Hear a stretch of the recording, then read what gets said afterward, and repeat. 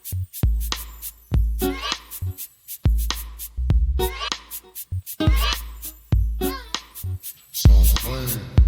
is the Stop Playing podcast with Sham and Shaka. I'm Sham. I'm Shaka. What's going on, Sham? Hey man, nothing much. It's Friday night. We back Friday on Night Lights. A siren just came by. I told him to hold up. He kept going. That's what they do. He got up in there before we could press record. Yeah. I told him just hold tight. 5 seconds. Couldn't do it. So guys, we have a special guest this week. He'll be joining us momentarily. Howard County, Maryland, Councilman Opel Jones. He and I went to Hampton together, so we'll go into that a little bit. But he was very excited to join us as our second guest. Second guest. As Sham get. I have all my questions prepared. I want to know all the backstories from Hampton. I mean, there probably won't be many because we weren't that close. So, boo. You know, guys, that's a plant. Sham's trying to get out in front of the story. Opal and I have already talked, so we're fine. Yeah, but you two have something in common, which we will save for later. Yeah. But that's actually how he and I met, through that situation at a party. So, okay. This is a story I don't know, family. So now I'm going to get information just like you guys. Look at us. But yeah, so he should be joining us momentarily. Other than that, like what you get into this week? A busy week. Like I said, just trying to fortify the crib for the winter. So it's been a lot about that. And Sham, I mean, look, I'm excited about our second guest, and he feeds into it, and we will talk a lot about it. But all this has been is the election. Yeah, the election is on Tuesday. So obviously, we won't get into too much about it now. We got to get our guest on first. But we are 4 days away from the election. So yeah. Piggybacking off to just getting ready for the winter, like I've been like totally against turning on my heat, keeping my bill low. Yeah. But today, today wasn't playing. I couldn't do it any longer. I said, it was like, look, turn it on. Stop. The Mother Nature was like, stop playing games. Just, why don't you go ahead and turn that on, and then we could talk later after Halloween about what's up. And then Halloween's tomorrow. Actually, you know what, Sham? One thing I will say, we always interact with our fellow podcasters. I've been interacting with a lot this week, and it's been a good look. We're going to definitely talk to them about collabing. I'll say that. I don't want to throw their name out because then people will expect a collab, and we're not going to do that yet now. But, man, plans are in motion.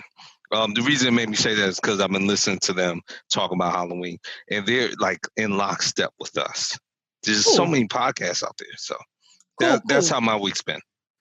So if you're listening to us right now, then you've already subscribed. But tell a friend. They can find us on Apple Podcasts, Google Podcasts, Spotify, or wherever their preferred podcast app is. You can also find us on YouTube at the Stop Playing Podcast. Hit us up on Facebook and Instagram at the Stop Playing Podcast, and on Twitter at stop_playing_pod. And as promised, we have our guest here tonight. His name is Opel Jones, Howard County Councilman, and that's Howard County, Maryland. And he does a ton of other things too. Like, he's a mathematician. He's an educator. He was a software developer. What haven't you done, Opel? I do a little bit of a lot. Sometimes not too well, but I try to remain versatile. But thank you so much for having me on the Stop Playing podcast. Thank you. I mean, for real, it was. I was sitting there like, I mean, when does this guy have time to do anything? Exactly. And then look, I was looking like, well, he's probably not married or anything. Oh, wait. Yes. Oh, he's married. He has children too. He has a whole family to look after. So addition to all this. So between dinner and right now, I give baths. So I gave 2 baths. Getting stuff together for Halloween tomorrow. I threw a load of laundry in the dryer, and then I came downstairs to hang with y'all. That's how it is, man. I just gotta siphon it off where I can, and then whatever don't get done that day, it just don't get done. I'll do it tomorrow. Well, we definitely appreciate it. You have a beautiful family, by the way. Thank you. And I mentioned to Shaka that you and I went to Hampton together. Yes. He's talking about what are the stories. There are no stories. I mean, we weren't that close at Hampton. We kind of knew each other, but like it seems like afterwards we kind of reconnected and we, talk more now. But your beautiful wife also went to Hampton, and that's like a great story. Yes. I think so. The way you told it is like you did kind of have a crush on her at Hampton. Oh my goodness, I was on her. So I transferred into Hampton midway through my sophomore year from the University of Delaware. That semester I was kind of low key, just chilling.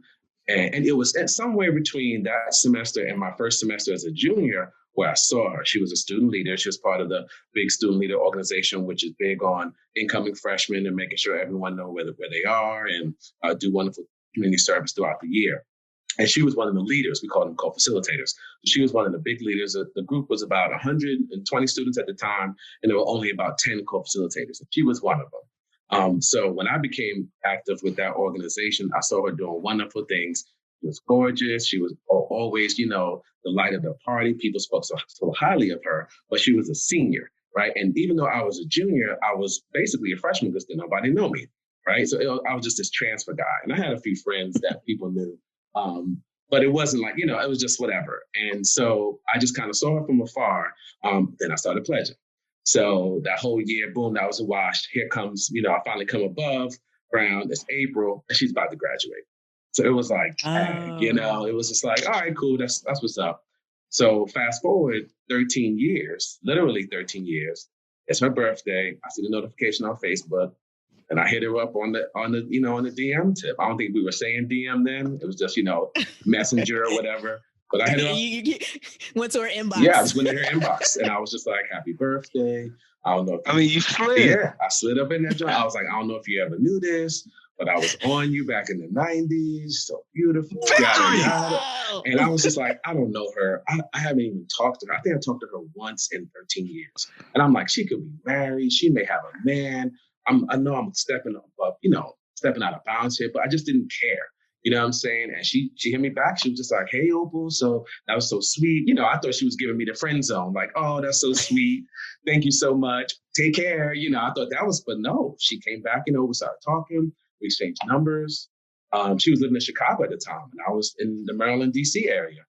I did not know that part. Yes. We started dating long distance. Every other weekend, once a month, twice a month. Before the rest is history. Look, boom, here's the picture. At home, you may not be able to see this, but here's the pictures. Here's the wedding picture. You know what I'm saying? Right there, little man. Wow. Opel, you know what the problem with that story is? That is beautiful. Thank you. But it will encourage every other ignorant person in the whole world to slide in the DMs. Yes. Look, I'm all because for you just gave the blueprint. And the happy ending to sliding in the DMs. You got to do it. You got to slide in the DM because you just never know. No, we're not trying to get you in trouble. Don't let yourself be put on record and say you got to slide in the DMs. Because if I'd have never said nothing that day. No, watch this. This was before Facebook mobile. Well, this is before I had it. I happened to be on the computer that morning, and I checked Facebook at the time like once a week, maybe twice a month. I just wasn't a big social media person, and I happened to see it. And I was just like, "Oh, Chandra, I wonder what she's doing. I should say happy birthday. You know what? I should tell her that I liked her 13 years ago. You know what? I'm going to do it. I'm going to tell her that I liked her and I had a crush 13, 14 years ago. Oh, wow.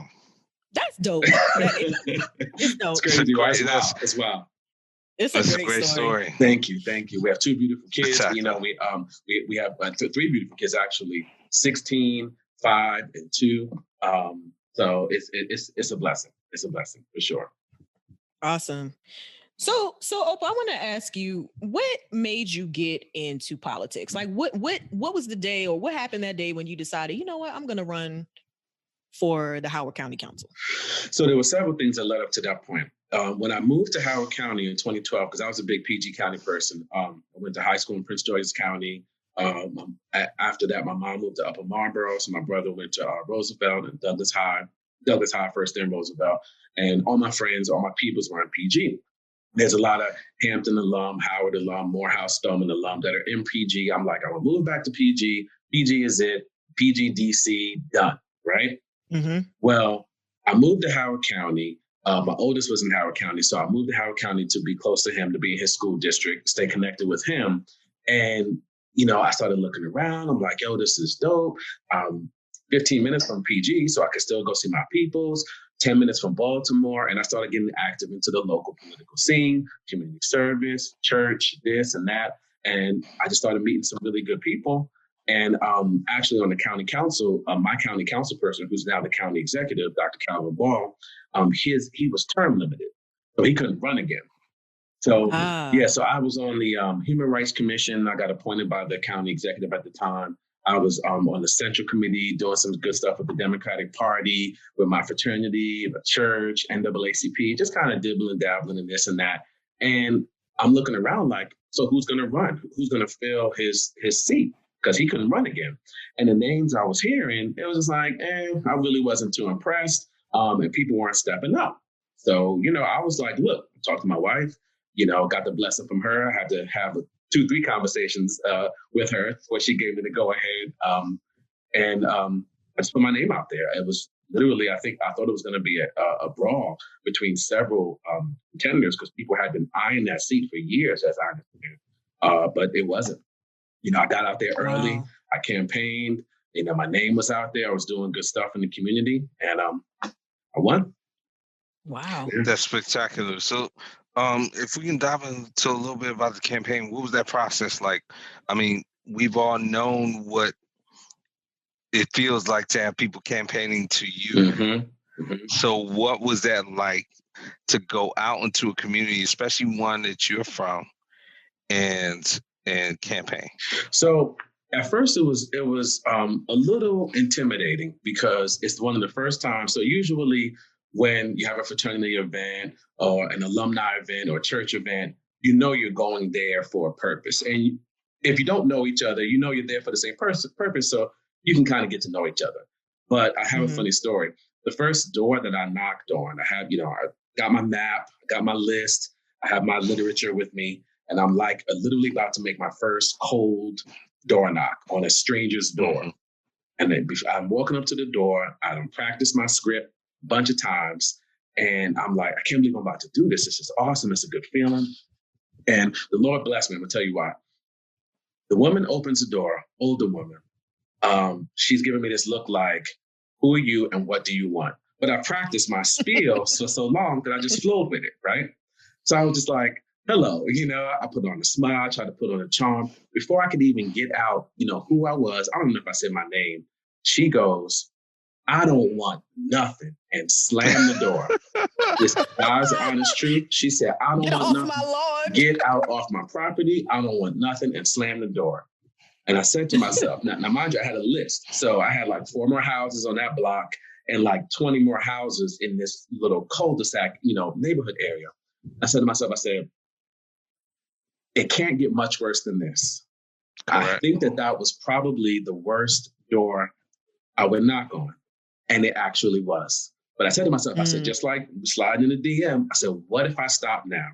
What if I don't knock another door? What if I give up? Because see, at that time, I hadn't filed for office yet. I was just campaigning, raising a little bit of money, but I hadn't made my official filing down at the Board of Elections. That's awesome. So, and that didn't happen actually till almost a year later. I was knocking doors and doing my thing for about a year before I actually filed for office. So leading up to that point to filing, I did have ups and downs, but by that time I was just in it, and it was too late. I was in it to win it, and it was just like I got to go for it. And people were supporting me, people were getting behind me. It was a great feeling, and I just stepped out there on faith with the help of my wife and kids and family and so many people that came to help me out, and it was great. It was great. I enjoyed it. That's so cool. Yeah, it was cool. I definitely enjoyed it. I'm literally loving learning all of this about you. Like, I can't stop smiling. That's what's up. That's how we do it, Hampton. You know what I'm saying? Like, I was about to ask. I had to throw in a plug. That's how we do it, Hampton. Okay, so since we're plugging in, let's just ask it right now. You spent, quantitative time. Mm-hmm. I mean, which one's the real HU? So I'll say this. Both HUs, Hampton and Howard, I love them both. I am totally indebted to Hampton, had the best undergrad experience in my life. Howard University, my graduate degrees are from there. I spent several years at Howard in DC doing my thing. But it's something about that undergraduate love. And it's something about, the spirit you get, and being 19, 20, 21 versus like being an adult and having a job and different things. I mean, like, it's just, the Hampton to me was an amazing, amazing experience. To me, of course, the real HU is Hampton, but I got to give props to Howard. I'm going to tell you why. The graduate schools, the medical schools, law school, dental school, theology at Howard, it put, especially in the early 19 to mid 1900s, it put Blacks on the map in all of those fields. If it wasn't for Howard, they would have been, I think we would have been there, but it would have come later and it would have been scattered throughout. But that's why they call themselves the Mecca. One of the reasons they call themselves the Mecca. One place, literally, you talking about a med school, grad school, dental school, so many different things at an HBCU. I mean, it was unheard of. It's still unheard of if you think about it. So I give much props to Howard. But Hampton's real HU all day, baby, all day. Man, our home by the sea. Home by the sea. You have your political chops have. They've grown over the past 2 years. Oh yeah. I've had some. I mean, I don't know where they were, but that was. You covered all your bases. That's true. That's true. That was spectacular. Thank you. No, that was spectacular. Thank you. And honestly, it was spectacular in the sense that you're a true good politician in the sense that it's genuine from you. It's not fluff, and still you covered all. You remember everywhere you come from. Yes, which probably is why people can relate to you. Yeah. So listen, well, we can go wherever you want to go. Sure. But I mean, we are 4 days away from the election. So what are your thoughts on the election? Wow. We can't let you go without. Yeah. So it's kind of serendipitous that I'm here in this time. So the final moment that said, I'm definitely running for office. So I had thought about it. I considered it. I contemplated it. I had to do some things on my job because I was working with the federal government at the time. And when you work with the federal government, you can't run for a partisan elected office. You either have to run as an independent or you have to run for an office that is nonpartisan, like Board of Education or something like that. So, wow. So I was dealing with a lot. I had to leave my job. Like, that's why I said I had to ask my wife. I told you, I remember I said that. I had to ask my wife, like literally, I'm asking you permission to support me in this. And we made it work. But so when Donald Trump got elected, not only was I devastated, not only was I, like my heart sunk and I just couldn't believe it. The campaign that he ran and the racist, vile, xenophobic, Islamophobic things coming out of his mouth and his supporters, for him to get, even though he was 3 million short of Hillary Clinton, for him to get the electoral votes and even to get 62 million votes, especially some of the demographics, like women, like, did you hear what he said about your bodies, what he could do to you, and you wouldn't care. A week before the election in 2016, you still voted for him. Like, it crushed me. And that was the straw that broke the camel's back that said, I have to run. Fast forward 4 years. It's today, right? A couple of days before the election, I am 100% behind Joe Biden and Kamala Harris for so many reasons. But to answer your question, how I feel about the election, it's time. It's time. And this is even before the coronavirus. Even if nothing happened and all the craziness that's come out of his mouth and the White House and everything going on, the coronavirus alone, 229,000 Americans dead, not having a plan, not having a federal mandate, acting like it's a hoax. I mean, the man even got it himself, then played like he immune and tried to do, you could write a novel about this stuff.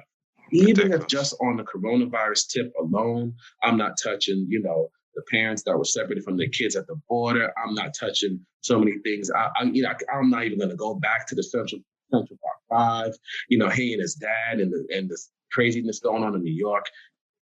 Even if you focus on just the coronavirus alone, I can't support him or don't understand why someone would support re-electing him when he has no plan to save American lives. Right? When you talk about having a duty to keep us safe, when you're talking about having a duty to protect us and execute the Constitution of the United States, right? So like when you get into the meat of what the president does, what the president is supposed to do, they're supposed to execute the United States Constitution. Correct. And he won't even do that. I don't even think he read it. So go ahead. Go ahead. No. Yes. Yeah, So for me, I just couldn't wait. I could not wait for 4 years to pass. When so many people were upset about the appointing of Supreme Court justices, not now plural justices, and so many people were so upset about federal judges and all these things happen. I said, you know what? We got to vote. In 2020, we got to vote. Did you vote last election? You voted third party because you didn't care who won. Oh, okay. So let me tell you, in 3 years, we got to vote. In 2 years, we got to vote. Next year, we got to vote. Make a plan. And now we're 4 days away. So if anyone's listening to this, you have to vote. If you didn't vote, you got to vote. Got to vote. So that's how I feel about it. Just vote. That's why I'm rocking this shirt for the family.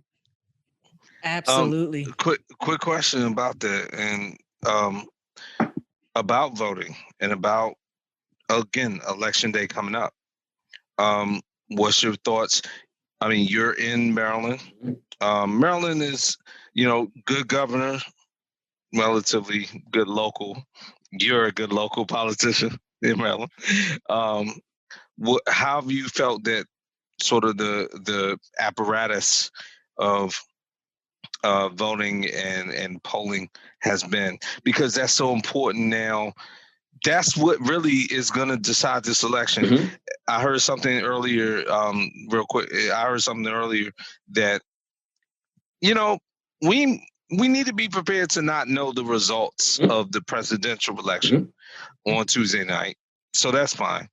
But then even local elections and state elections and all that. So as, a local policy and a successful one, what's been your thought about how this has been prepared for in terms of with the stakes being so high? Yeah, so I feel better the closer we get to the election, to the election day, when I see that over 80 million Americans have already voted, either by early vote or mail-in ballots, absentee ballots.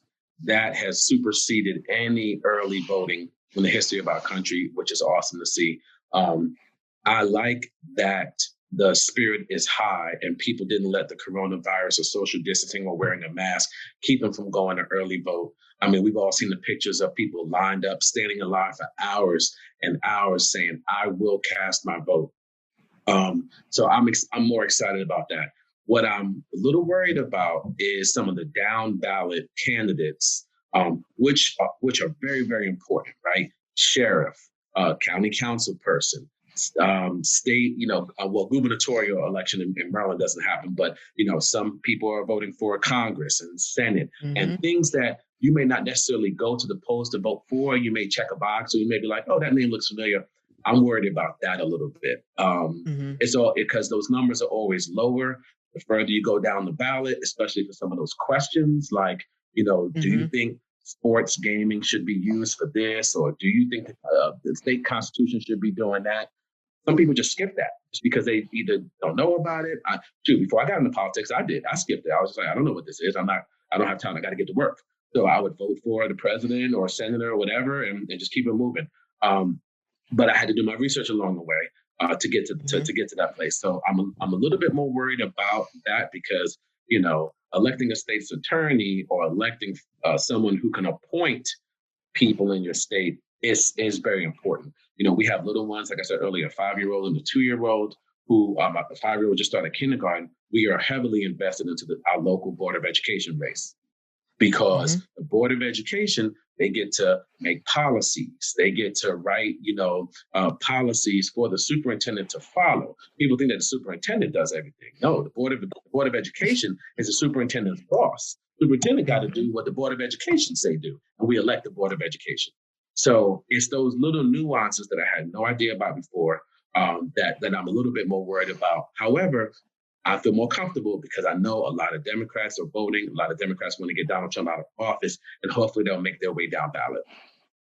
Interestingly, I'm glad that you brought those lower things up, because actually when I was doing my ballot this year, I went down a rabbit hole on those things because I already knew how I was going to vote for the big one. Right. And I literally went question by question, official by official, and really just went online and did some research about their policies and, you know, their backgrounds and all that kind of stuff. Like, I don't have children, but our Anne Arundel County Board of Education candidates were, for some reason, they were very important to me. Yes, and my spirit felt like I needed to research both candidates. And, you know, I went one way or the other, obviously, but like, I'm glad that you brought that up because that's so important. Those are the things that directly affect our community. Directly. I mean, they're going to affect you faster than the president saying something crazy on a Saturday morning out the White House. You know, I mean, absolutely. You know, whether you have kids or you don't have kids, Board of Education policies may attract certain people to move to the county or not. Right. So if the schools are, you know, I'm going to put them in quotes. If the schools are horrible, I don't think any school is really, really horrible in Maryland. But if the schools are horrible, you know, people may say, oh, I don't want to move to this jurisdiction. I'm going to move over here. And some of that happens with Board of Ed, you know. So, yes, very important, Shan. Very, very important. You brought up the response to COVID on the presidential level. How did you feel about the response locally in Maryland with Governor Hogan? And also, what was Howard County's response? Because I've noticed that their numbers are much lower than the other 3 counties that, you know, Anne Arundel, PG, and Montgomery. So just kind of take us on that journey. Yeah, so I think that Governor Hogan had a pretty good response. I do think he finds a way to balance being a Republican, being, I don't want to call him a Trump supporter. I know he voted for Trump, but I don't want to call him a Trump. Being a good Republican and yet knowing he's in a very heavily Democratic state, right? A lot of urban cities, Prince George's County, right, you know, the hub next to DC, Baltimore, different places. You know, he finds that good balance. So I think that his response was pretty good. It would have been great to have seen the school shut down a little bit earlier, but I think it's okay. Here locally in Howard County, our county executive and our medical team, they've done a phenomenal job. They keep us up to date on a weekly call. They have daily blasts that go out about numbers, the restaurants and different things where, you know, it's stringent. It's very, very stringent here. I mean, they won't let you in. That's great. They won't let you in. And, you know, and if you're in and you want to take off your mask, they'll tell you to get out. So I think it's been great here. Our numbers are pretty good. Unfortunately, now, since it's getting colder, people are staying indoors and trying to get their businesses back. Some of the numbers are going up everywhere, even a little bit in Howard County, but numbers are still relatively low. And I'm hoping that we can get them back down so that the kids can get back into school come February 1st. But who knows? Yeah, I'm going to give you a point of order. Governor Hogan voted for his father in the last election. And didn't he this year vote for Ronald Reagan? Oh, yes. But to your point, that basically it's was basically a vote Trump. for Trump. It's basically, I call it a half I agree vote. with you. I agree with you. I call it a half vote for Trump. I just wanted the listeners out there because they had heard us talk about that vote for his father. Yeah, stop that. Yeah. If either vote for him or don't. Right. Yeah. Exactly. Or just don't say anything. Why do we have to know? Right. Or just don't say anything. For me, you know, if you thought that Trump was that much of a problem, voting for your father, voting for Reagan, writing in Mickey Mouse or whatever, it's a half vote for the person you don't want. That's what I'm talking about. It's a half, you know, even a third party bull that I was hearing 4 years ago. Oh, I don't know. You know, I don't like Trump, but Hillary Clinton, I don't know about her. So I'm going to vote for Jill Stein. Yeah, this Jill Stein person. I don't know her either, but hey, I never voted Green Party before. Let me give it a try. I mean, some of the margins in Pennsylvania and Minnesota were so slim. And when you look at who voted for Stein and the other cat in the Libertarian Party, if you split those up between Trump and Clinton, Clinton may have won those states. It's just, but hey, I mean, that's how it plays out. I don't want to make it seem like I'm advocating for you must vote for Democrat or Republican. If your heart is true blue Libertarian or your heart is true blue Green Party, no pun intended, then go that way. But this whole, I don't know who I'm going to vote for, so I'm just going to pick a name out of the hat. It's basically a half vote for the person that you don't want.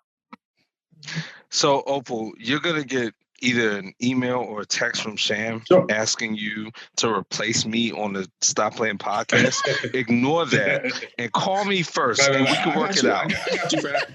Because nobody can say that's all the political news we have for tape better than me. Right. Even you can't say that. Right. Okay? No, I hear you. Because you're spending all of my ideas, and I'm thinking Sham is trying to introduce the listeners to you if you abandon your career now, you can supplant me on the podcast. So I want it on record. I hear it. That's not going to happen. But you or me, right? You're going to come to me first. Come to me first. I got you. Okay, that's all right. Cool. Keep going. I'm always working on a succession plan. You know? Exactly. Keep going. So I don't really have any more questions. I feel like we've covered basically everything we wanted to cover with you in this little segment. Okay. Unless you have anything else, Shaka. That's all the political news we have for tape. Bye, Opel. No, I'm joking. No, Opel. Don't leave. Hey, first of all, yes, definitely, bro. And on top of that, please keep doing what you're doing. Appreciate it, man. Appreciate it, man. And I like one thing you said, and I want to, I have a penchant to go long-winded, so Sham's gonna cut me off at any minute. But one thing I like that you said, and it's important. We've been talking about, people aren't happy with their political leaders, and that's why they don't go vote and this and that. Well, if you're not happy, go vote yourself. Mm-hmm. Or excuse me, go run for public office yourself. Right. You made a decision. And I like how you walked us through that. You had to talk to your wife. You had a whole family. Oh, yes, sir. Yes, sir. And it's not easy to do that. No. But that's the point. It's easy to criticize the process. Mm-hmm. It is not easy to be involved in it. That is true. And you had a whole family. And I respect you for that. And thank you for coming on the show. Sure. I appreciate you. And giving us all your time. Thank you so much for having me. I do want to say one last thing. I'm hoping this airs before Election Day. Sham, you said it would. If anyone is considering not voting, or if anyone is saying to themselves, my vote won't count, or I live in Maryland, I know Joe Biden and Kamala Harris going to win Maryland. Let me tell you something. First off, we don't know anything until all the votes are counted. We will not know until all the votes are counted. Okay, so how many people went to bed 4 years ago just knowing that Hillary Clinton was going to win? That part. Right? Okay, so that's the first thing. That's right. Second thing is, especially as an African-American, a person of color, someone if your grandparents, great-grandparents were working class or lower class or in poverty, or a woman 3 generations ago, we could not vote, okay? Could not, under law. And then when we could vote, there were so many obstacles to vote. A poll tax, the Ku Klux Klan waiting for you with a shotgun, or just someone saying, oh, I'm sorry, you're not supposed to vote here. You're supposed to vote all the way across town, but you don't have no car. So now you got to walk 6 miles, right? So all the things that where we are today, to be able to vote freely, have the police behind us if something goes wrong, be able to contact someone to help us out, be able to contact organizations to get to the polls. If you subtract this 100 years, oh man, there should be no reason why anyone who is registered to vote should not take the opportunity to vote. So if you're still considering it, or not sure, or if you think it's not going to matter, please go vote. We owe it to our ancestors. We owe it to our mother, father, grandmother, great-grands. We 5 generations removed from slavery. It wasn't that long ago. It wasn't that long ago when people looked like us could not vote. Come on. Spectacular. You know what I'm saying? Spectacular. Come on. How could you not? Anyway, that's my spiel. Amen. Absolutely. I'm here for all of that. And well said. Well said. Appreciate y'all so much. I'm gonna check out the show. I'm gonna check out more shows. I'm gonna subscribe. Stop playing. I grew up. You haven't subscribed by now? I grew up saying that.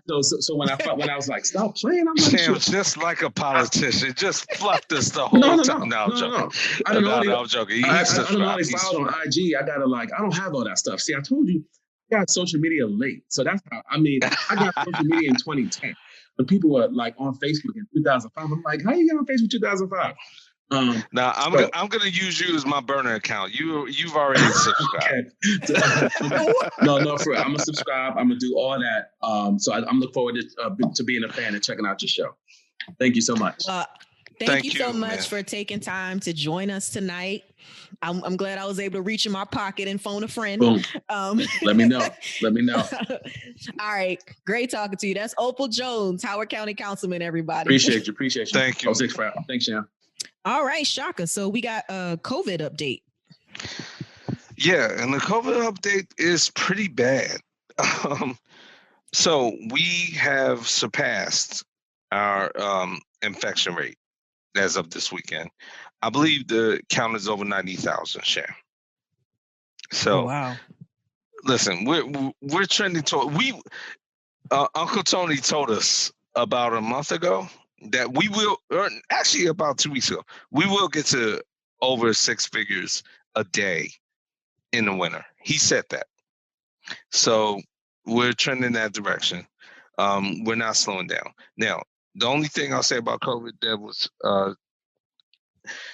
I guess, noteworthy, Scott Atlas. We haven't talked about Scott Atlas on the show, Shan. Scott Atlas is the new, jester in the room of the Emperor Without No Clothes, who is 45. Scott Atlas was on the pandemic team. He was on the team that Mike Pence was supposed to have. Now, Deborah Birx, we have talked about her. She was at first supposed to be up there with Uncle Tony.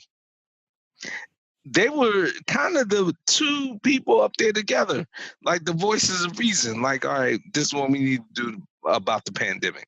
Yeah, they were like a tandem. They were a tandem. You know, if Uncle Tony was there, Deborah Birx was there. Then you started seeing, and we talked about it on the show a little bit, Deborah Birx started sliding back a little bit. And then the bellwether moment was when 45 said, oh, I can inject bleach. And Deborah Birx kind of sat there, and you knew she was uncomfortable, and you knew she disagreed with it, but she didn't say anything. And we talked about it on the show, and everybody else talked about it. Had there been Uncle Tony would have been like, can I get a moment back on the mic? I'm not trying to get fired, but 45's wrong about this. Like, boom. And Deborah Birx didn't do that. Now, here's what Deborah Birx has been doing. Deborah Birx has basically, I'm not going to say quit, but shown up, no call, no show for the White House district team for at least a week, more than a week. She hasn't been fired. She hasn't quit, but she's gone around the country on her own in her credentials and educated people about the virus. And basically said, I'm not with all the miseducation that's gone on with the administration. The reason I bring up Scott Atlas is now the quote unquote expert who 45 is listening to for herd immunity. And so he's the person that's like, hey, just let everybody catch the virus, and whoever dies, that's fine. But then everybody will catch it, we'll develop immunity, and that'll be that. I heard somebody say last night who worked for Deborah Birx. Deborah Birx, the second she saw Scott Atlas come in the room, that's when she decided she would no longer be a part of the White House coronavirus briefing team. You know what she said, though? Oh, the quote? She said never again would she sit in a meeting with Dr. Scott Atlas and listen to him pontificate on the pandemic. There you go. Yeah, she's like, I can do this on my own. I was leaning on Deborah Birx a little bit because I did not like how she responded about when he was at that briefing room questioning her about the bleach, because people die from that bleach. Now, they are very stupid people, and I'm sorry to those people's families, but anytime you listen to somebody on TV say that they inject bleach into themselves and that's how they cure themselves, I'm sorry, but that was a stupid idea. I don't know anything else about that person, but that was dumb. I mean, it says on the bottle, don't ingest. And anytime the makers of that product have to like stop what they're doing and hasten a public announcement. Yeah, but anyway, so I didn't like her, non-response about that. But in general, she was at minimum neutral. She wasn't as out there as Uncle Tony. So, but she's been going around now. She's out there now. I respect what she's doing now, Sham. She's not carrying water. So number one, kudos for her for that. She's not jumping out there talking trash like I want people to do, but I know that's a lot to ask. But she's at least going out on her own because she's been in this field for decades at this point and saying, look, her job is to look out for the welfare. She is a physician at heart, period. I mean, honestly, at this point, you got to kind of save your career and your word. Yeah. You got to save your credentials. And your reputation, right. Yeah, you got to save your reputation. You can't be out here, continuing to associate with this madness. I mean, Correct. This is your life's work. And the same, Uncle Tony did it sooner. I mean, obviously he was kind of forced out, but Uncle Tony did it. He did it for him. It's better for him. These are two people who spent their life, in the health profession, Uncle Tony with infectious diseases and her with being a doctor. And it's just like, yo, I'm out of it. I'm out. And I don't have a problem with her doing that. Never. I love what she's doing. And yeah, that's all. So that's all political news we got for tape. We got some general news. Man, Sham, I don't like these updates. Yeah, man. So I can always count on WBAL TV on Facebook to put out an article that really makes me cringe. So one of the officers that was shot during Breonna Taylor's raid countersues her boyfriend. This dude got all the stones in the world. He must have went to the Ron Zimmerman school of douchebaggery. Right. Yeah. He's trying to say that Kenneth Walker, the boyfriend, intentionally shot him or acted recklessly in firing his gun that night of Breonna Taylor's killing. Now, let me ask you something. Somebody just busts in your house with no warning.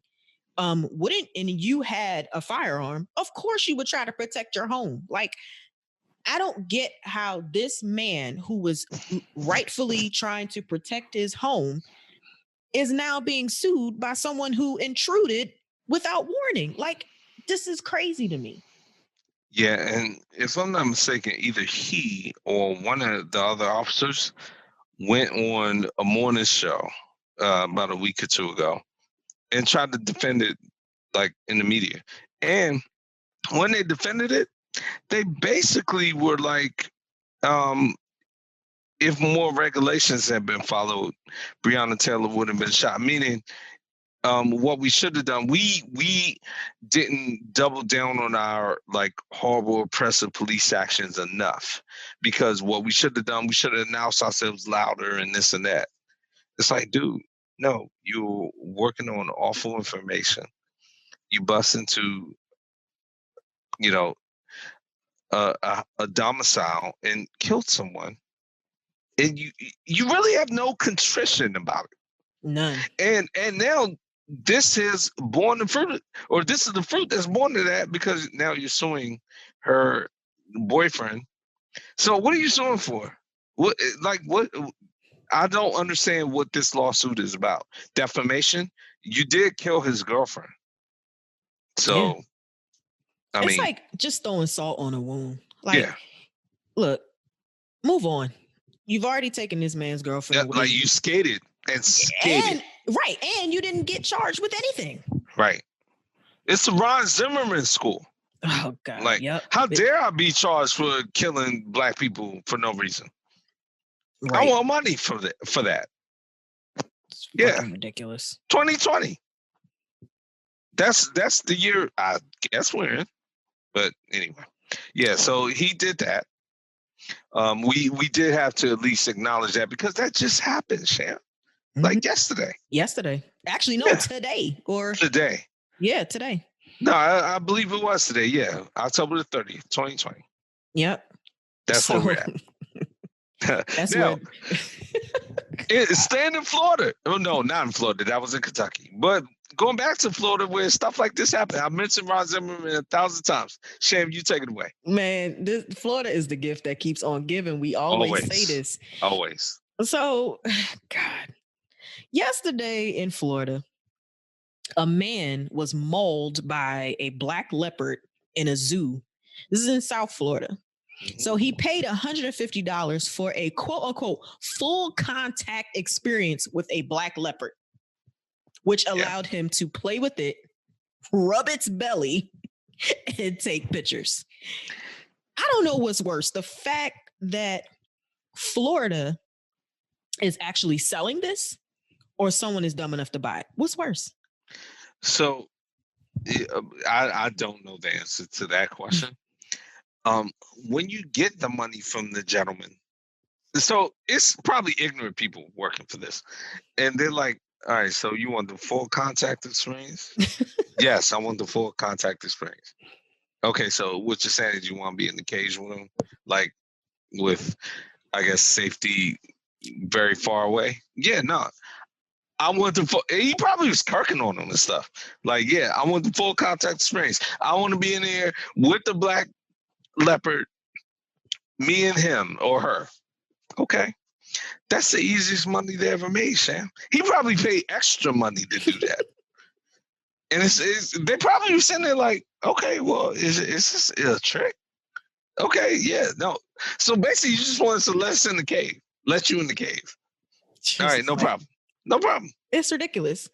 Yeah. Let me just correct myself and say that this actually happened in August 31st. This story is from yesterday. Oh no, it's an old story. But at the end of the day, his family's gonna probably sue, and they don't have a suit. I'm sorry, family. I'm jumping out there. Yeah, I'm thinking that there was probably some sort of exculpatory clause attached to that ticket where you basically give up your right to sue for stuff like that. Like, yeah, I they would be really dumb if they didn't have that in there. But you know, when you sent this story to me, the first thing I thought, because I was sitting here watching TV and a commercial had come on. And it was about some show that they're about to air on like Discovery or something. And when you sent me this, I was like, no, I was literally just seeing a promo about two men antagonizing like a wild animal. And I was like, why in the hell do humans tempt fate with wild animals like that? Like, so now this guy, you know, has injuries, and I'm quoting the article, that were so severe that his scalp was hanging from his head and his right ear was torn in half. And they said that the leopard attacked him as soon as he went into the enclosure that the leopard was in. Like, I mean, there was no entry. No chance. No chance. Like, you're giving me meat in here. All right, let me go. Right, it's just stupidity. I mean, leave it to Florida. The only reason I sent it to you is because it was in Florida. Had this been in DC, I'd have been ashamed and buried the story. But I don't have to worry about that because nobody's sneaking into the zoo in Woodley and doing that. So I'm good. But ridiculous. All right, now. So before we move into entertainment, you have some smoke for an issue. I have some smoke for an issue. This is a revisit. We talked about this last episode. So, Sham, I defended Ice Cube profusely. In my opinion, on our last episode when we were talking about this whole thing of the platinum plan. Mm-hmm. Now, I still defend him in the sense that 45 hijacked and his people hijacked his plan.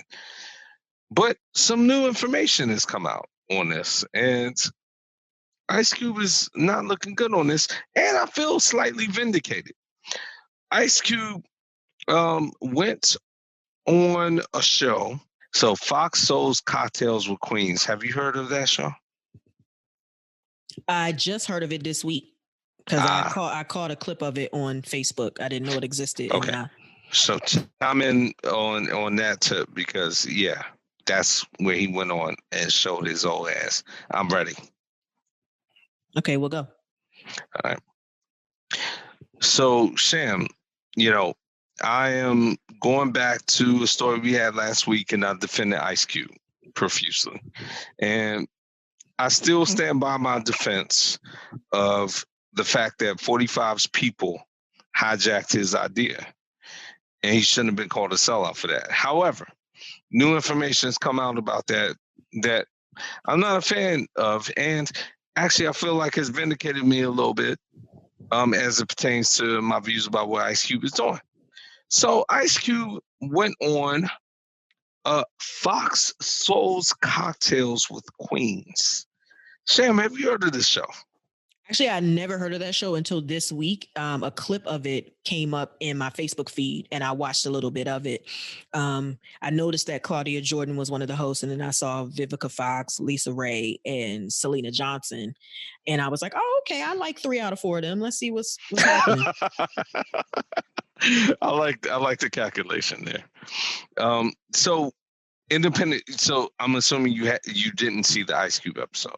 Nah, they were talking about random stuff like who in the industry they would have sex with.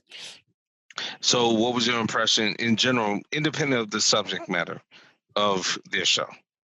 It was just okay. It was okay. You know, maybe I'll go back and check in on something else they're talking about later. Might give them another peek. All right, cool. All right. Well, I haven't seen it live. I read the transcript.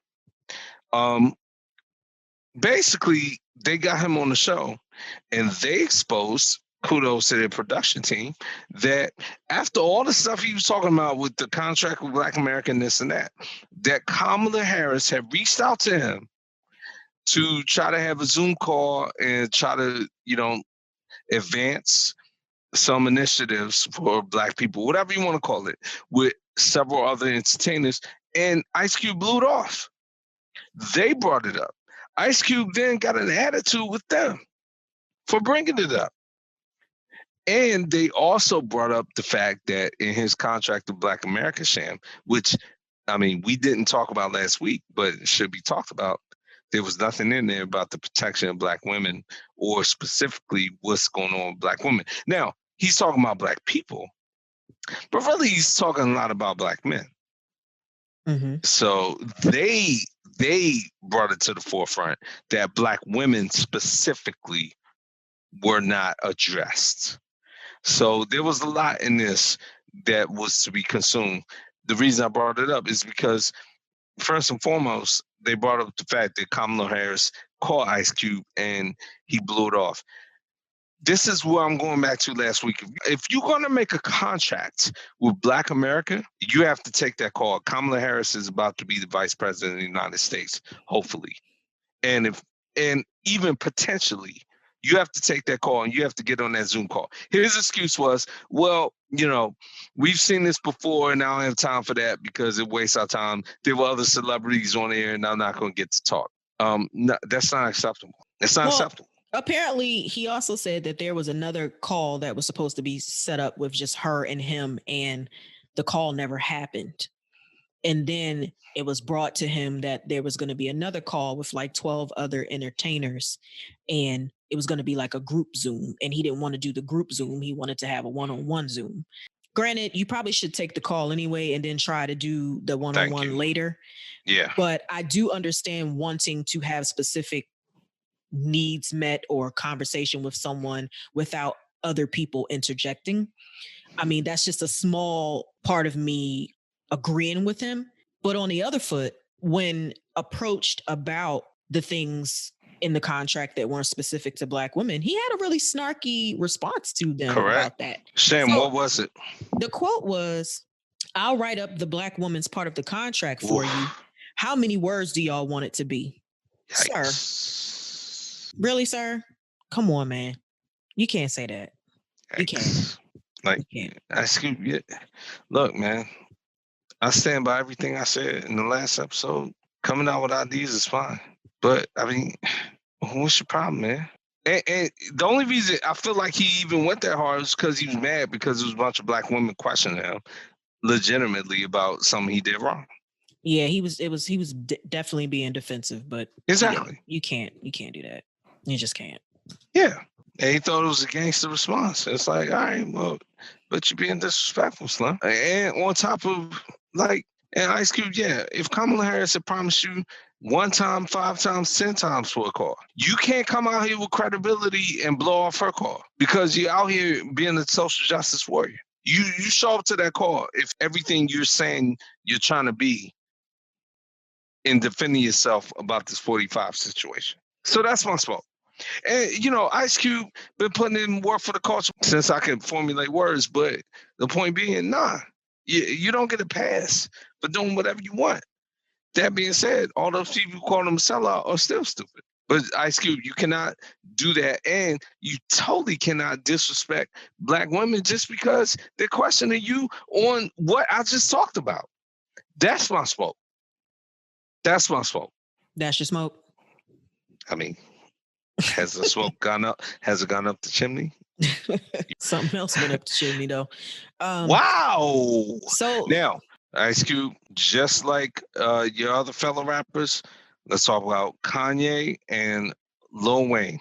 Both of y'all are trash, and Lil Wayne, your display earlier with 45, absolute trash. Kanye camp, both of y'all trash. Making this black male supporting 45 narrative, no, inaccurate, trash. Yeah, Lil Wayne makes over 400K, so 400 what? He makes way over 400K a year, so it makes sense that he would want to vote for Trump. Let's move on into entertainment. So Audible has announced that Charlamagne the God and Kevin Hart are teaming up to provide content for their platform. So basically Audible, if you know, they have like originals, you can buy books on there, you can listen to audio books and all that kind of stuff. So they have decided that they're going to do a audio licensing deal with the both of them, and it's exclusive. So they're going to have projects where they bring on some of the most influential and authoritative voices in media. So it's kind of like to have a bunch of Black creatives come on there and show their perspectives and all that kind of stuff. Interestingly, when I first heard about this story, it was an article posted on Facebook by the Breakfast Club. And the comments were going crazy. Like, who says that they're in charge of being the Black voices for us and all that kind of stuff? First of all, that's not what they're doing. They're getting people who are Black voices a platform to speak out. Like, it's one of those things where you read stuff or you half read something and then you see that people don't know what the heck they're talking about. Yeah. Now, this is exactly what I said about Ice Cube and the platinum plan or whatever you want to call it. A lot of times when people feel like someone's speaking for them, rightfully or wrongfully, it's a big statement. I'm not saying, I agree with you 100% actually, that Charlamagne nor Kevin Hart jumped out there and said this. A lot of times you have to be careful if you're them, how it's presented to the general public, because you don't want it presented that you are even thinking that you're speaking for everyone. I know that's a lot of words, but I hope those words make sense because that's what people are feeling. But I get it. A lot of times people get emotional about it and they shouldn't. Charlamagne nor Kevin Hart, all they're trying to do is just advance the people. That's it. That's what they're doing. And they're doing a good job of it. They're doing a great job of it. And I would think, because people obviously have read the story, but it's providing a vehicle for people to submit their work and have a place for it to be heard. Mm-hmm. It's no different than, Spotify linking a deal with certain podcasters so they can have their podcast heard. It's the same thing, except for Audible is adding this space for them to find minorities who have voices that want to have a place to be heard. That's it. I mean, we can relate to that. Absolutely. Hey, listen, I'm going to tell you what, to that point, there might come a day when the Stop Playing podcast, people come at us like, oh, they don't speak for all Black people. No, the hell I don't. And on top of that, I never claim to speak for all Black people, which is what Kevin Hart and Charlamagne will probably say and probably have said. Never claim to speak for that. I speak my ideas and I try to protect the interests of my people. But, I mean, people disagree, they disagree, Sham. I mean, that's it, right? I'll speak for Sham. So last week we talked a little bit about Shonda Rhimes and her unfortunate incident with Disney. And I would be remiss if I did not come out and say that, we talked about how big Shonda Rhimes has been for ABC, and you actually went as far to say that she saved the network. And I did a little mention of Desperate Housewives, but I have to say that Desperate Housewives was probably the vehicle that brought, not even probably, most certainly the vehicle that brought ABC back on the map. And I want to credit them properly, because when Desperate Housewives came on Sunday night, there was like hysteria. There was mania. Like Eva Longoria was the most famous person on earth at a certain time because of that show. And what happened was Grey's Anatomy was on for a season on another night, and no one really grabbed onto it. But once they moved Grey's Anatomy to after Desperate Housewives, it became such a huge hit. And I know this because my friends and I used to meet every Sunday night to watch Desperate Housewives. And then suddenly Grey's Anatomy came on and we were like, oh, what's this show? And then we just kind of like moved right into liking that show. And it's important to bring this up too, because if not for Desperate Housewives, there would be a lot of shows that wouldn't be airing right now. Like the whole Real Housewives franchise, Atlanta, Beverly Hills, OC, all of those shows likely wouldn't be in existence if it wasn't for Desperate Housewives. So I just wanted to give Desperate Housewives the credit that it deserves. I just kind of blew over it when we were talking about that story last week. I hear that. But so this next story is something that I don't know how either one of us missed this. I was chatting it up with my friend Tyra. I'm gonna give her a shout out, and I told her I would. And we were talking about movie nights and stuff like that. And she was like, yeah, because Coming to America 2 is coming to Amazon in December. How did we miss that Amazon paid $125 million? I don't know how the hell I missed that. I'm not gonna blame you. Maybe you were busy living your life. I don't know how I had anything more important going on than having this news. I mean, $125 million to Amazon. First of all, I didn't even know, like, okay. One of the reasons I respected Eddie Murphy so much was because he was he was the owner. He was like a George Lucas for his product, where he was like, look, this is my intellectual property, all right? Whether it be Coming to America, Harlem Nights. I came up with that story. And the fact that he just packaged that up in a deal. He was already working on the movie and just sold it. Like, boom, let me get my bag real quick. I mean, the man right here. Well, I think it's kind of peculiar because Eddie Murphy has had a long-standing deal with Paramount. Mm-hmm. So I think it's just very peculiar that they would sell to Amazon and not put it on their own streaming service. Okay, I don't know who, or I do, but I don't think I can puzzle it out right now. Like who's over Amazon, or not Amazon, I'm sorry, who's over Paramount, because I think there's another entity bigger than Paramount, I thought. But man, good for Eddie Murphy. Good for Eddie Murphy. Now, I hope the movie's good. But even still, I mean, he's going to walk away. They're pushing their chips on the table on this one, Sam. So I'm assuming they've seen some footage. And if it's anything like we talked about on the show previously, it will be good.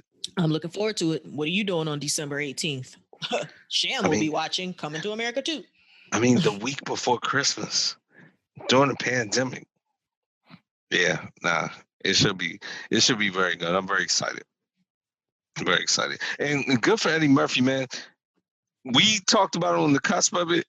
Eddie Murphy's little resurgence went bigger than we even thought it would be. And I think it was a calculated resurgence as well. Yeah, of course he definitely placed himself in the right situations with the Dolomite and getting all the nominations for the awards, mm-hmm. and then stepping on the Saturday Night Live stage for the first time in like forever. And then you start hearing the news about Coming to America 2 and it's filming at Tyler Perry Studios. And then now coming in December, you're going to see all of that come to fruition. It's spectacular, as you would say. Spectacular. I do like the word spectacular. Ready to get into some sports? Always, Sham. Sports is heated up, even in the pandemic.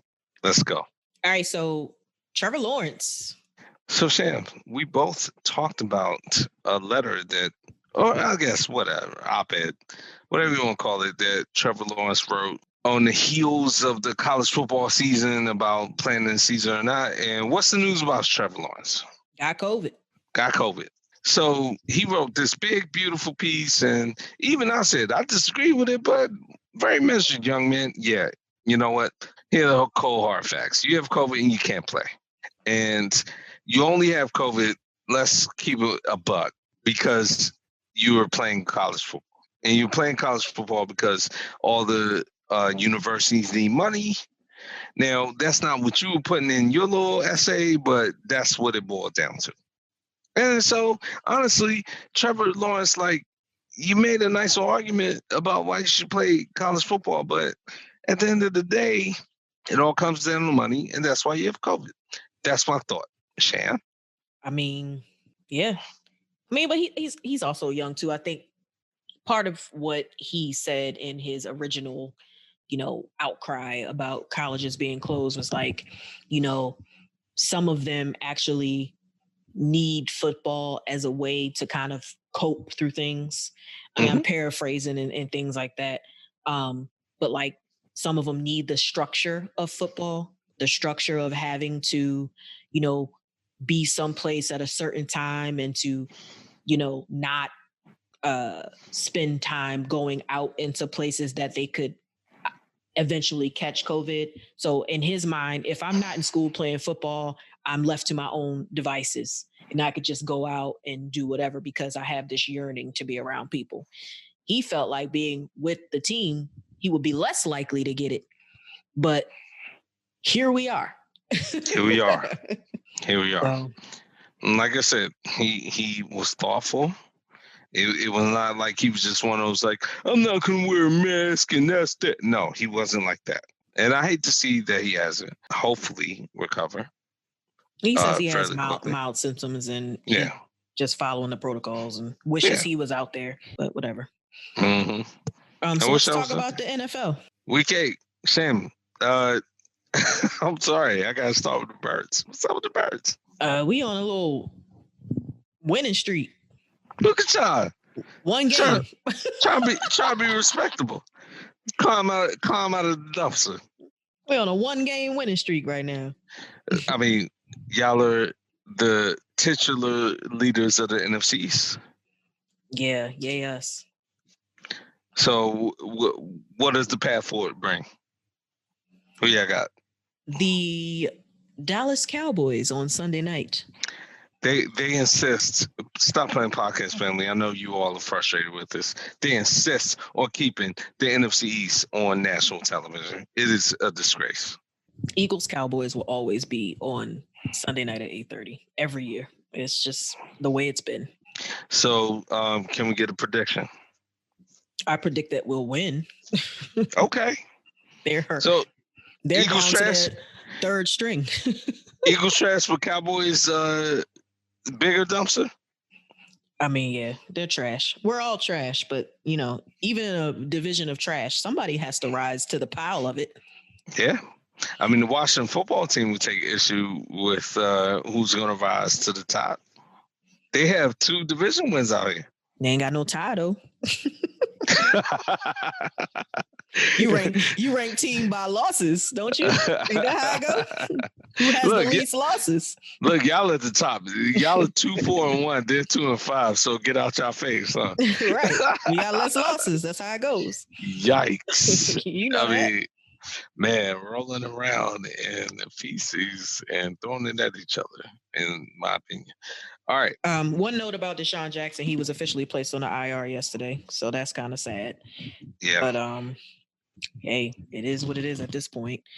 And Andy Dalton, we watched him get concussed last week. Mm-hmm. So I think they may be starting their third stringer, but I am assuming, not knowing really. Now, one quick note about that. I'm with Mike McCarthy. The Cowboys' conduct on Andy Dalton's injury, unacceptable. Oh, God, that was horrible. Yeah. Nah, they didn't stick up for him. Cowboys players on that team, they need to get a bunch of guys out of the locker room, which apparently they already are starting to do.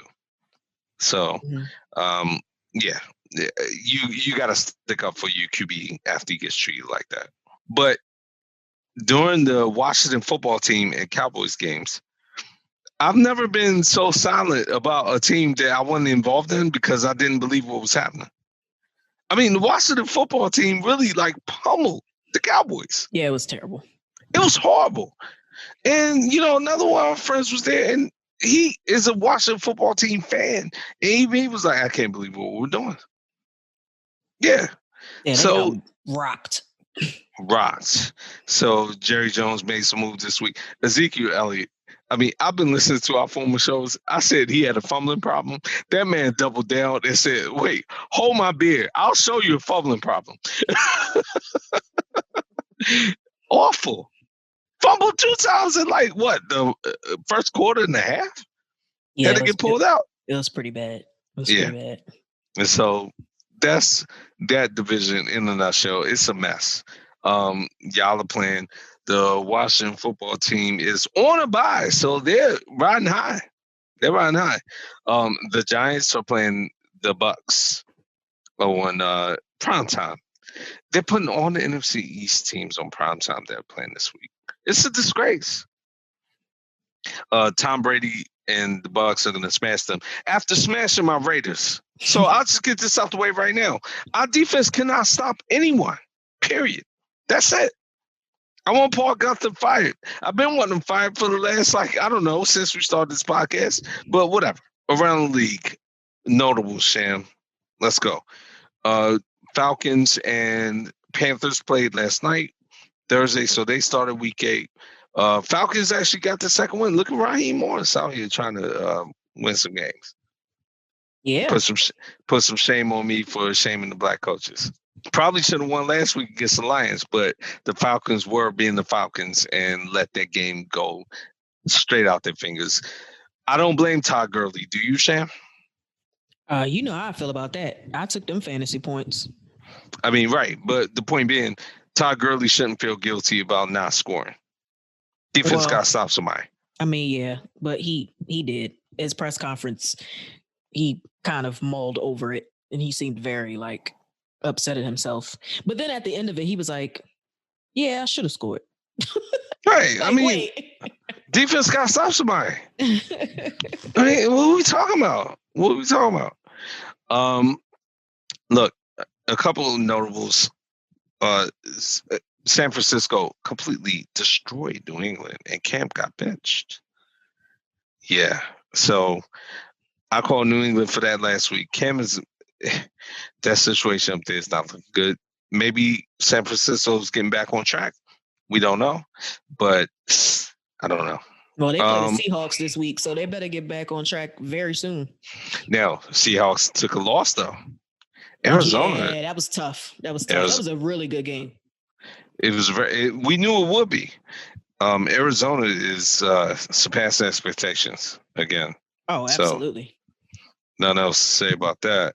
Oh, and did you hear the story about D-Hop and how on the way to the stadium for the game last Sunday? Yes. He drove through a crowd of Trump supporters and flipped them off.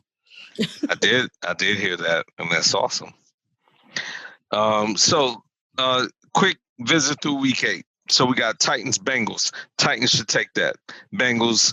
Joe Burrow is playing spectacular, and that was a good game against Cleveland, and they probably should have won it, but Titans are going to destroy them. Joe Burrow has been playing actually very well, and he gets no respect. I don't get it Correct. at all. Correct. Titans took a tough loss to Pittsburgh. Pittsburgh is not playing, so we'll get to that. Colts, Lions. Look, your man Frank Reich, I want him to beat Matt Patricia. Matt Patricia and the Lions are somehow 3-3, somehow, some way, out here, just winning games. I don't understand it, but I like the Colts for that. Period. Apparently, the Colt Phillip Rivers has found his footing and is actually playing a lot better, but he hasn't exactly found T.Y. Hilton, which is very peculiar to me. That is very peculiar. I have T.Y. Hilton in a fantasy league, and that is upsetting. Damn near. Rams, Dolphins. Who you like? Yikes. I like the running back for the Dolphins to get me a lot of fantasy points, but I think the Rams will probably take that one. Yeah. Rams seem like they understand they kind of didn't look good last year. They're getting it together.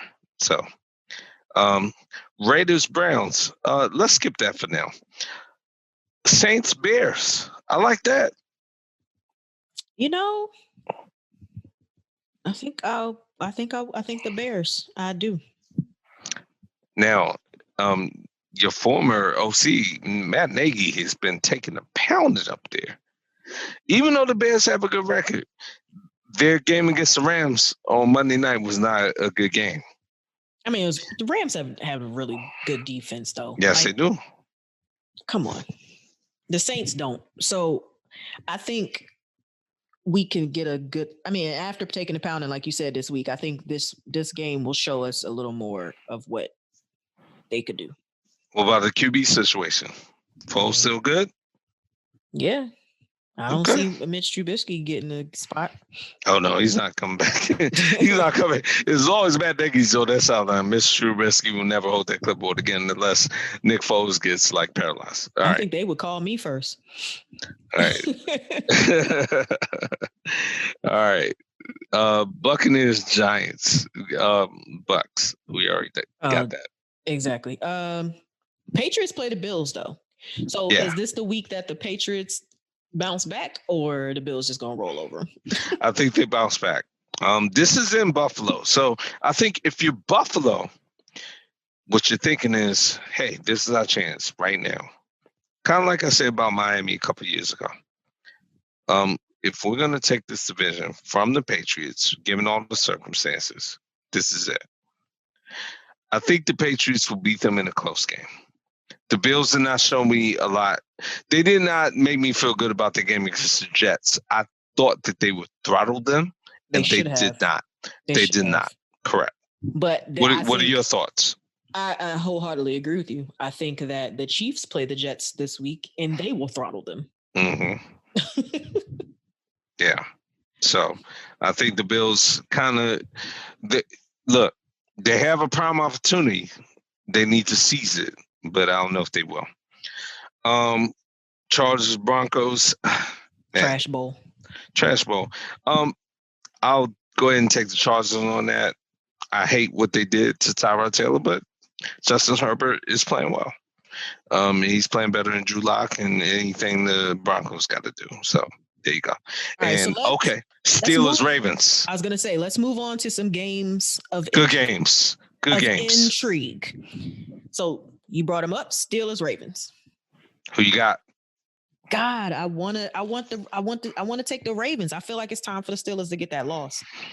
It's in Baltimore though, which brings me a little bit of pause because it seems like when they play each other, they beat each other on the opposite field. So generally the Steelers will take the win in Baltimore and then the Ravens will take the win in Pittsburgh. So I kind of feel like, maybe Pittsburgh will come in and take that win, but I'm thinking it's time for the Steelers to get their first loss. I will agree with you. I've been riding with Pittsburgh a lot. I think it will be a close game, but I like the Ravens in this game. Interestingly enough, I agree with every single thing you said, and I'll put on top of that. If this was a primetime game, I think I would like Pittsburgh for some reason. But the fact that this is a 1:00 and they're just gonna come out here, I think Baltimore will take care of business at home against Pittsburgh in this game. So I don't pick against Pittsburgh often. So no, you don't. You picked them to win the division. I did. And I picked the Ravens. And on top of that, to your point, I picked them to win. I'm kind of picking against myself. I picked them to win the division in a tiebreaker. So they need this game. Play again. Yeah, they do have to play again, but the point is, like, this is not working well for my prediction if they're losing games directly to Baltimore. But I still, just this circumstance, I like Baltimore in this. All right, Vikings, Packers. Kirkbox. Packers. Aaron Rodgers is going to murder them. Well, see, you can't say that, though, because, again, the Vikings was the only team that held Aaron Rodgers to He didn't even throw 2 touchdowns against them last year. Now, granted, this year, the first week of the season, he threw 4 on them. Correct. But I mean, they could remember that and be mad. But that was at their house. Yeah, this is in Green Bay. They in Lambeau this time, but I'm still taking Packers. But I just don't think it's a clear cut. Okay. All right. Well, I hope so, because A-Rod is my quarterback on my fantasy team. I hope Kirk Box understands how precarious his position is up there. Like, you know what's actually worrying me, Sham? We haven't heard a lot about the Vikings. That's concerning. Like, it's in terms of like even stories. Yeah, like true. I haven't heard what's going on up there. Nah, no one cares. Nobody cares. Which, if you're Kirk Cousins and nobody cares about the Vikings, that's a problem. In addition to your horrible play. Yeah, it's crazy. It's like people take it for granted that they're bad. Yeah, I mean, and you're right. Like, the Vikings are in a lot of conversations generally, and this year I haven't really heard anything. Correct. Like, it's just like, oh, they lost again? Okay. And it's like, no. He's getting paid entirely too much money for that team not to be talked about. Like, and that's how the people up in Minnesota have been thinking. So. All right, so we've put it off and put it off and put it off. Raiders, Browns. Listen, this is a problem.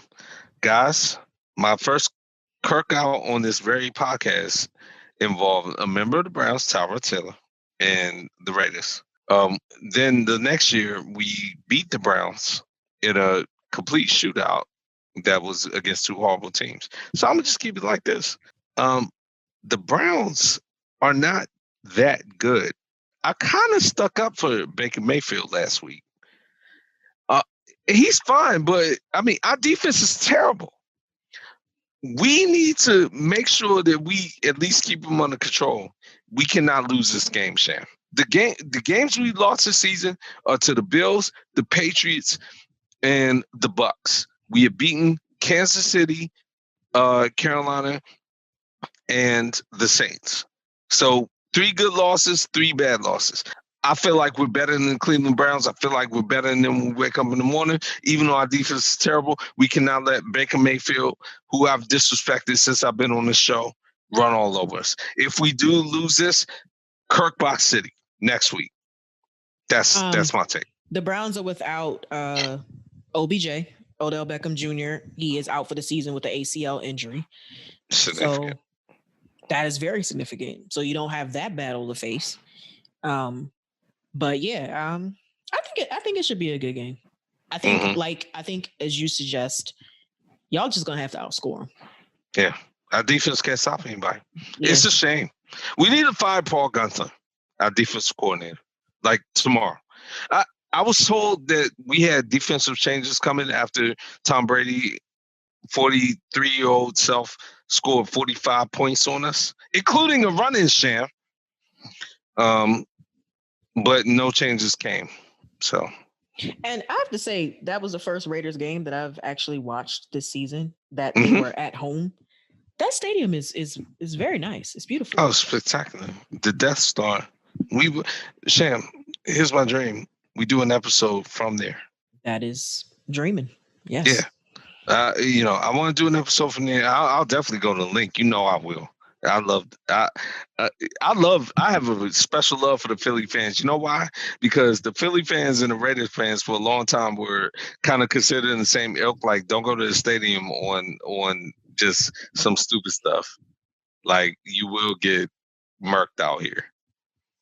Yeah. Mm-hmm. So we have a special kinship with y'all. So I do want to go to the link with you, and you can come to the Death Star. All right. So that's the NFL. Look, again, there's another sport happening, and it was baseball. It was.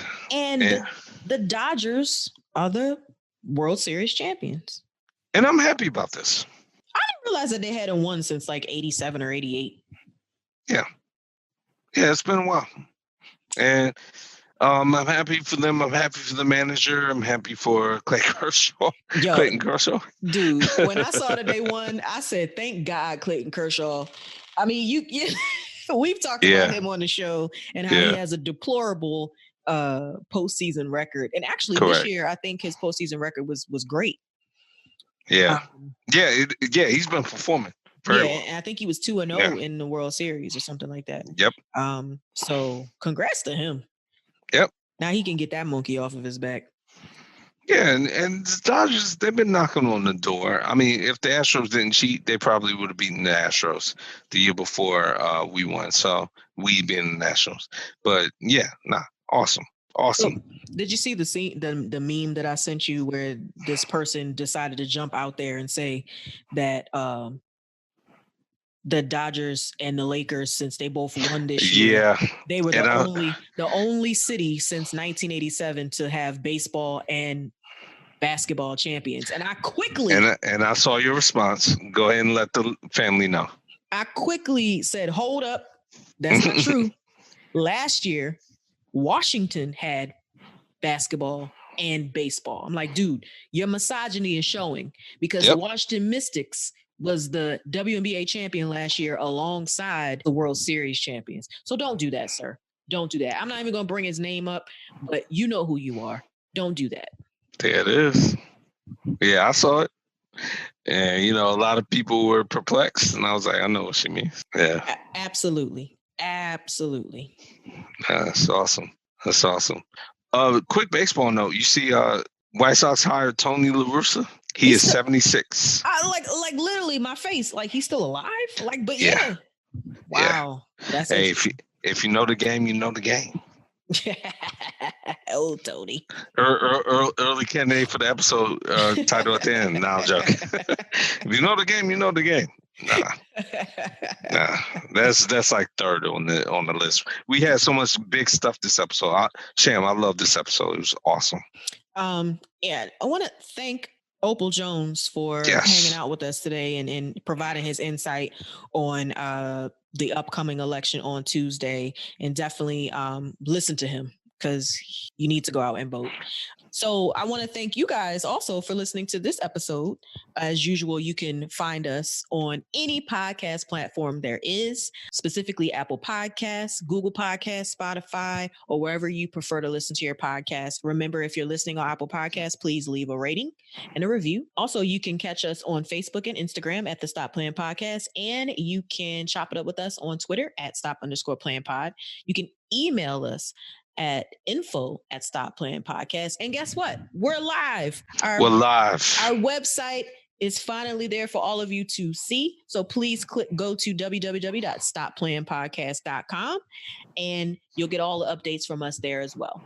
So as we always say, no double dipping unless it's the podcast. Keep your chips on the plate, and we'll talk to you again real soon. Stop playing.